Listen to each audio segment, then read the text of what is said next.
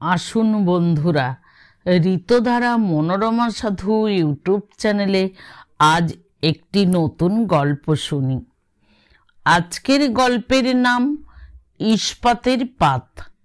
লিখেছেন প্রিয় লেখিকা আশাপূর্ণা দেবী। পাখির খাঁচাও খাঁচা, বাঘের খাঁচাও খাঁচা। আশ্চর্য বটে। বেচুলাল মনে মনে একটা অভব্য শব্দ উচ্চারণ করে বলে উঠল, শয়তানদের সব ভাষারই এক মানে। ঘরের মধ্যে আলো জ্বলছিল মিটমিটিয়ে। সুখীর নরম শরীরে পেঁচিয়ে পেঁচিয়ে পরা ডুরে শাড়ির মোটা ডোরাগুলো গরদের ফাঁক থেকে চিড়িয়াখানার বাঘের গায়ের ডোরার মতো দেখতে লাগছিল। অন্তত নিজের বাড়ির অন্ধকার ছাদতলায় প্রেতের মতো ঘুরে বেড়ানো বেচুলালের তাই মনে হচ্ছিল। চিড়িয়াখানার খাঁচায় ভরা বাঘ ছাড়া কে আবার কবে বাঘ দেখেছে? বেচুলাল মনে মনে বলল, বাঘগুলো তবু দুদণ্ড চুপ করে খাঁচার মধ্যে বসে থাকে, কিন্তু বাঘ ডুরে শাড়ি পরা সুখীটা অনবরত নড়ছে, পাক খাচ্ছে, শরীরটা নিয়ে মোচড় দিচ্ছে। তার মনে লীলা খেলা হচ্ছে। বেচুলাল একবার দাঁতে দাঁত পিষল, তারপরই কেমন একটা নারকীয় উল্লাসের ভঙ্গিতে একা একাই দাঁত খিচিয়ে হাসল। তারপর মনে মনে ওই কথাটা উচ্চারণ করল বেচুলাল, পাখির খাঁচাও খাঁচা, বাঘের খাঁচাও খাঁচা। শয়তানদের সব ভাষারই এক মানে। এ স্থলে পাখিকে, বাঘকে এবং শয়তানেরাই বা কে, তা অবশ্য কিছুই বোঝা গেল না। তবে নিজেরই বন্ধ ঘরের কানাচে কানাচে পাক খেয়ে বেড়ানো বেচুলালকেও অনেকটা চিড়িয়াখানার বাঘের মতো দেখতে লাগছিল। বেচুলালের গলায় ঝোলানো চাঁদির চাকতিটা মাঝে মাঝে কোথাকার যেন আলো এসে পড়ে চকচক করে উঠছিল, আর বেচুলালের কপালের শির দুটো দপদপ করে ফুলে উঠছিল। হঠাৎ একবার মাটিতে একটা পা ঠুকে বেচুলাল হিস হিসিয়ে বলে উঠল, কাল একটা আস্ত মুরগি কিনে আনবো, সুখীর মতন মোটা সোটা, নরম নরম, কষে লঙ্কা দিয়ে রাঁধবো, ফার্স্ট ক্লাস চাট হবে। ভাবি সেই মুরগিটার চেহারাটা, ভাবতে ভাবতে বারবার বেচুলাল সুখীর সঙ্গে গুলিয়ে ফেলতে লাগলো। আগে সুখীকে পাখি পাখি দেখতে লাগলো, গলা সরু রোগা পাখি। বেচুলালের পায়ের কাছে পড়ে ঝটপট করতো আর বলতো, আমি পারবো না। বেচুলাল তার ডানা ধরে টেনে তুলতো, কড়া গলায় বলতো, পারবি না মানে? তোর ঘাড় পারবে। আমি তোমার বে করা পরিবার না? বেচুলাল হলদে হলদে দাঁত বার করে হা হা করে হাসত। তা সেই জন্যই তো তোর ওপর আমার পুরো দখল। আমি তোর পরম গুরু, বুঝলি? আমার সব হুকুম মানতে হয়। তাই বলে এই হুকুম করবে তুমি আমায়? বেচুলাল তখন আবার সুখীর গায়ে মাথায় আদরের চাপড় মেরে বলতো, তাতে কি, শয়তানদের নাকে ঝামা ঘষে তাদের পকেটের কিছু খসিয়ে আনাবই তো নয়।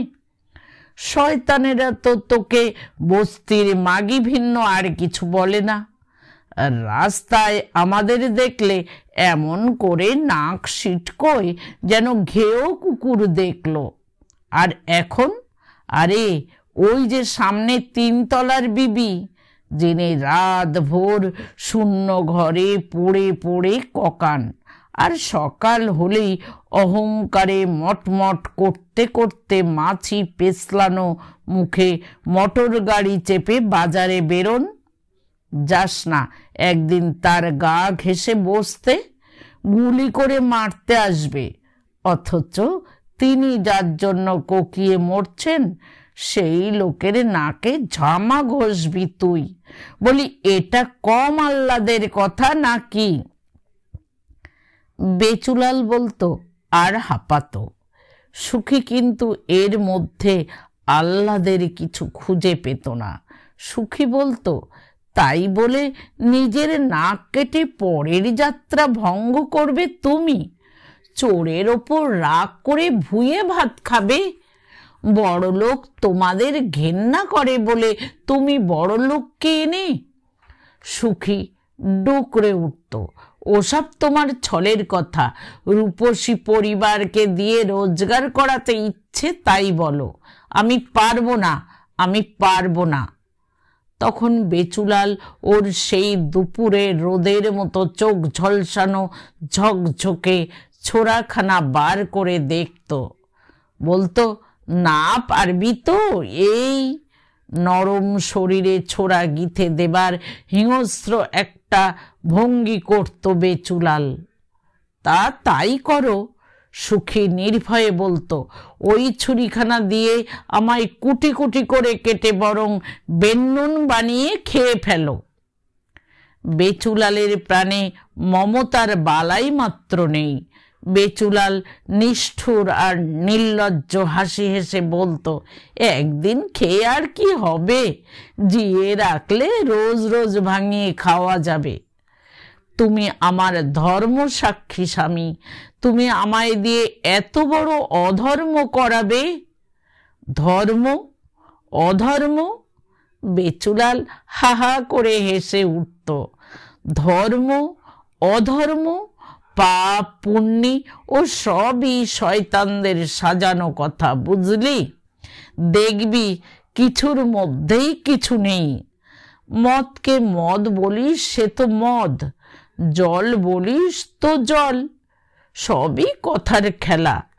এই যে আমি তোর মতন ধর্ম সাক্ষীর পরিবার ছেড়েও যাই না এদিক ওদিক।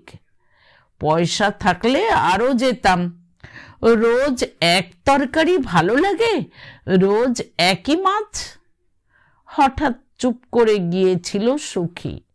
হঠাৎ মাটি থেকে উঠে বসেছিল ধড়মড়িয়ে। তারপর আঁচলটা আঙুলে জড়াতে জড়াতে বলেছিল, বেশ, তোমার যা ইচ্ছে। বাহ, এই তো লক্ষ্মী মেয়ের মতো কথা। বেচুলাল নিজের বক্তৃতা মাহাত্ম্যে নিজেই মোহিত হয়ে গিয়েছিল, নিজের যুক্তি সৌন্দর্যে নিজেই মুগ্ধ। এত বাক্যচ্ছটা যে বিস্তার করতে পারবে সে ভাবেওনি। আসল ভরসা ছিল সেই রোদ ঝলসানো ছোড়াখানার ওপর। এক ভয় দেখিয়ে অন্য ভয় ভাঙবে, আর প্রাণের ভয়ের কাছে অন্য কোনো ভয়? ধর্ম ভয়, পাপ পুণ্যের ভয়, লোকলজ্জার ভয়? ফহ! কিন্তু বেচুলালের বচনেই অনেক কাজ হলো। সুখী নখে নখ খুঁটে বলল, কিন্তু আজ থেকে না, আজ থেকে নয়, তার মানেই কাল থেকে, তার মানেই সম্ভাবনার দরজা খুলে দেওয়া। সামনের তিনতলার ওই বাবুটা অবিরতই বেচুলালকে ধরছিল, মোটা বকশিস দিতে চাইছিল। জানত না কলকাতায় জল নিতে আসা অসংখ্য মেয়ের মধ্যে ওই যে চোখে পড়ার মতো মেয়েটা, ওটা বেচুলালেরই বিয়ে করা বউ। প্রস্তাবটা শুনে প্রথমটা বেচুলালের চোখের কোণে ফস করে আগুন জ্বলে উঠেছিল। বেচুলালের ঘরের মধ্যে রাখা ছোড়াটা যেন মুঠোয় উঠে আসবার জন্যে ঠিকরে উঠেছিল, কিন্তু আস্তে আস্তে বেচুলালের চোখের সেই আগুনের রং বদলালো, সেটা লাভ হয়ে জ্বলে উঠল। বেচুলাল যেন হঠাৎ একটা নতুন দিগন্তের সন্ধান পেল। সঙ্গে সঙ্গে বেচুলাল আসল বিলিতি মালের স্বপ্ন দেখল। স্বপ্ন দেখলো সাত সকালে উঠেই রেদা তুরপুন হাতুড়ির থলে ঘাড়ে রাস্তায় বেরোনোর বদলে অনেক বেলা অবধি ঘরের চৌকিতে শুয়ে পা নাচিয়ে বিড়ির ধোঁয়া ওড়ানোর। বেচুলালের মনে হলো, কি মুখ্য, আমি কি মুখ্য! ঘরে ধানের গোলা থাকতে আমি পেটে খিল মেরে পড়ে আছি। ছি ছি, সামনের যে 3 তলা বাড়িটাকে দেখত আর লাথি মেরে ভেঙে ফেলতে ইচ্ছে হতো বেচুলালের। সেই বাড়িটাকে হঠাৎ মজাদার লাগতো তার। ও বাড়ির ওই নাক উঁচু মহারানীর উঁচু নাকটা অধম বেচুলালের বউয়ের পায়ের তলায় ঘষ্টাচ্ছে ভেবে এক পাক নেচে নিতে ইচ্ছে হলো। আর যে বাবুটাকে পায়ের জুতো খুলে মারতে ইচ্ছে হয়েছিল, গুরু বলে তার পায়ে পড়তে ইচ্ছে হলো। গুরুই বলতে হবে। অজ্ঞান তিমিরান্ধস্য জ্ঞানাঞ্জন শলাকয়া। তারপর চলেছে একই নাটক। 3 তলা থেকে আরো কত উপরতলা, মাঝতলা, নিচতলা। বেচুলাল তাদের পথপ্রদর্শক। বেচুলাল তাদের পাতালের তলাটা দেখাতে জানে। এই চাকরিটা থেকে তার স্বপ্ন সফল হয়েছে বই কি, করাতের থলে হাতে নিয়ে বেরোনোটা আর দরকারই মনে হচ্ছে না। সেই সময়টা বাজারে গিয়ে দেখে শুনে মাছ মাংস কিনে আনছে। আসল বিলিতি মাল এবং স্বাদও পাচ্ছে মাঝে মাঝে, নানা দিক থেকেই পাচ্ছে। সারা দিনটাই আরাম। যন্ত্রণা যা এই রাতের অন্ধকারে নিজের বন্ধ ঘরের আনাচে কানাচে ছোড়া লকলকিয়ে ঘুরে বেড়ানোয়। হ্যাঁ, ছোড়াটা বেচুলাল সঙ্গে রাখে, কারণ মাঝে মাঝেই সেটাকে একটা নরম শরীরে সজোরে গিথে দেবার ইচ্ছে দুর্দাম হয়ে ওঠে বলে নরম অন্ধকারের গায়েই মাঝে মাঝে গিথে গিথে বসায়।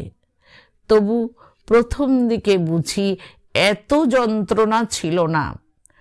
যখন শুধু 3 তলা থেকে নেমে আসতো চুপি চুপি চোরের মতো আর টাকাটা গুজে দিত বেচুলালেরই হাতে, তখন সুখী অমন পেঁচিয়ে পেঁচিয়ে শাড়ি পরতে শেখেনি। তাই বোধ করি পাখির খাঁচা আর বাঘের খাঁচার তুলনাটাও মনে আসতো না বেচুলালের। তখন বেচুলাল মাছ তরকারি ভর্তি বাজারের থলিটা উপুর করে দিয়ে হেসে হেসে বলতো, রাত দিকে সুখী বেশ মজিয়ে, খাটছিস খুঁটছিস, ভালো করে খা দা। সুখী ভারী ভারী মুখে জিনিসগুলো গুছিয়ে তুলতে তুলতে বলতো, তুমি খাও। রাগ পুষে রেখেছিস তাহলে এখনো?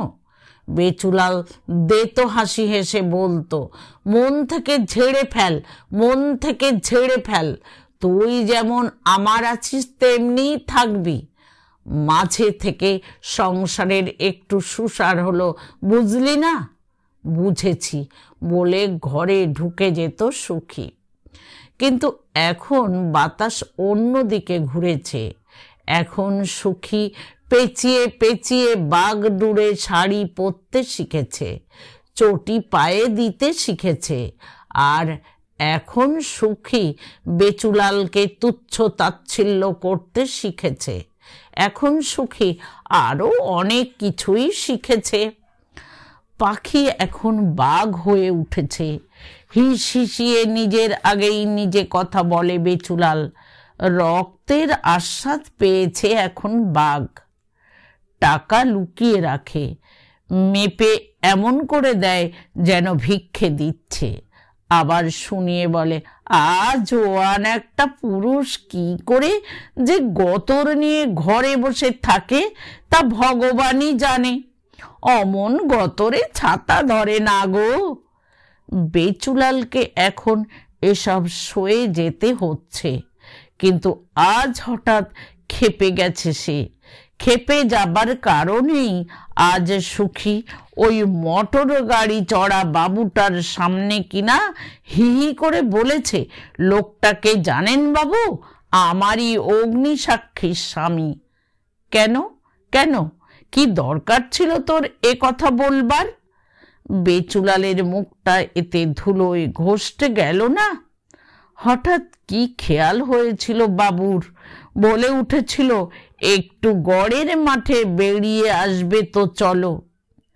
বেশ যাচ্ছিলি বাহারি শাড়ি পরে চটি পায়ে দিয়ে যেতিস তাই। বেচুলালের সমস্ত শরীরে আগুনের জ্বালা ধরে গেলেও কিছুই তো বলেনি সে। কিনা হঠাৎ আহ্লাদে গড়িয়ে বলা হলো, দৌড়ে চাবি লাগিয়ে তুমিও উঠে এসো না গো, বেরিয়ে আসবে।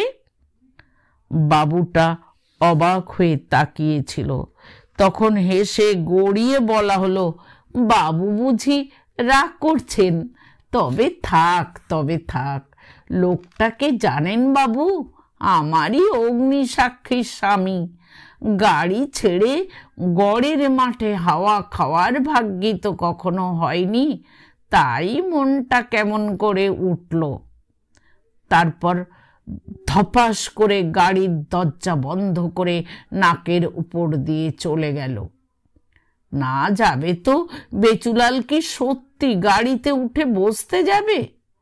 কিন্তু সেই থেকে যেন ফুঁসে বেড়াচ্ছে বেচুলাল। আজ একটা হেস্ত নেস্ত করে ছাড়বে সে।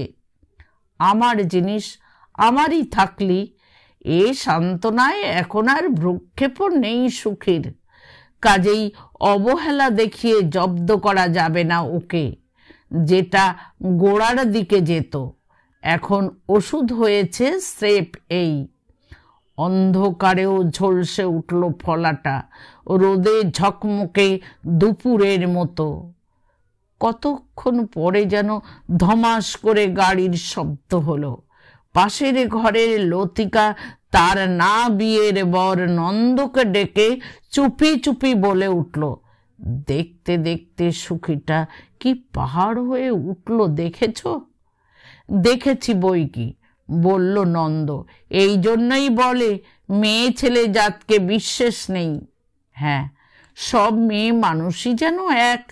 লতিকা বেজার গলায় বলে, এই যে আমরা এমন কিছু ভগবতী নই, তা বলে ওই রকম। নন্দ আর উত্তর দিল না, বোধহয় ঘুমিয়ে পড়ল। কিন্তু বেচুলাল এসব দেয়ালে কান পাততে যায় না। বেচুলাল এতক্ষণ পরে নিজের ঘরে উঠে কড়া গলায় বলে, এই ঘুমিয়ে পড়লি নাকি? সুখী অন্য দিনের মতো স্বামীকে দেখে ধড় মড়িয়ে উঠে বসে না, শুয়ে শুয়ে একটা হাই তুলে বলে, ঘুমোবো এইবার। ঘুমোবি কি মরবি, যা খুশি করগে। তার আগে টাকাগুলো ফেলে দে আমায়। একটি নয়া পয়সা সরিয়েছিস কি খুন করে ফেলবো। সুখী এবার উঠে বসে, ক্রুদ্ধ ব্যঙ্গের গলায় বলে, বটে, তা কেন শুনি? কৈফিয়ত চাইছিস? বড় বাড় বেড়েছে দেখছি। বেচুলাল এতক্ষণ আস্ফালন করে বাড়ানো জিনিসটাকে ফস করে ফতুয়ার পকেট থেকে বার করে বলে, এটাকে ভুলে গেছিস বুঝি? সুখীর গলার স্বর আরো ব্যঙ্গে বেঁকে যায়। ভুলবো কেন, ও জিনিস কি ভোলা যায়? স্মরণে আছে, বরং পাছে ভুলে যাই তাই ওর একটা যমজ ভাইকে গড়িয়ে রেখেছি যে। হি হি করে হেসে ওঠে সুখী। দেখ না। খপ করে বিছানার তলায় হাত ঢুকিয়ে সেখান থেকে সেই যমজ ভাইকে বার করে উঁচিয়ে ধরে সুখী, ঠিক বেচুলালের ভঙ্গিতে। রাত দুপুরের মিটমিটে আলোয় যেন খানিকটা রোদ ঝলসানো দিন দুপুর ঝকমকিয়ে ওঠে। বেচুলালেরটায় তবু বাটে মরচে ধরেছে, সুখীরটা বাট থেকে ফলা পর্যন্ত একেবারে তাজা নতুন ঝকঝকে। তিল তিল করে কখন যে সুখী এতখানি ইস্পাত সঞ্চয় করে তুলেছিল কে জানে।